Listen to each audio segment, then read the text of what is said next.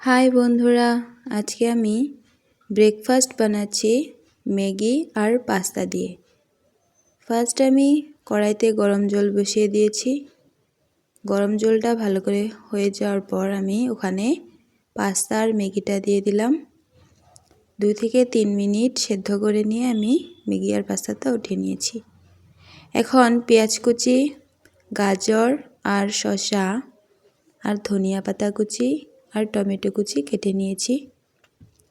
এখন কড়াইতে তেল দিয়ে ওখানে পেঁয়াজ কুচিগুলো আর গাজর আর শসা টমেটো কুচিটা দিয়ে দিচ্ছি।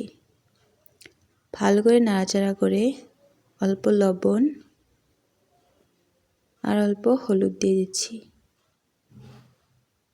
নাড়াচাড়া করে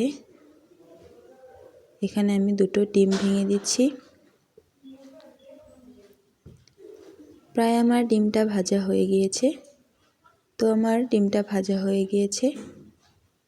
এখন 2 থেকে 3 মিনিট নাড়াচাড়া করে জিরা গুঁড়ো দিয়ে দিচ্ছি। আমি এই ভাজিটা 7-8 মিনিটের মতো ভেজে নিয়েছি।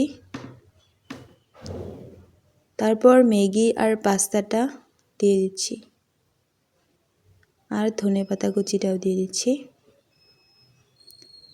ভালো করে নাড়াচাড়া করে নিলাম। এখন পাস্তা মশলাটা দিলাম।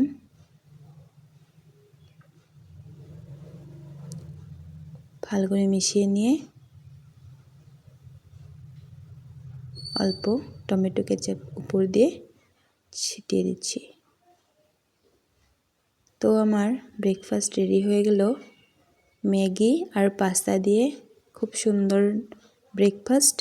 আপনারা নিশ্চয়ই বানিয়ে খাবেন। Bye bye, thank you for watching.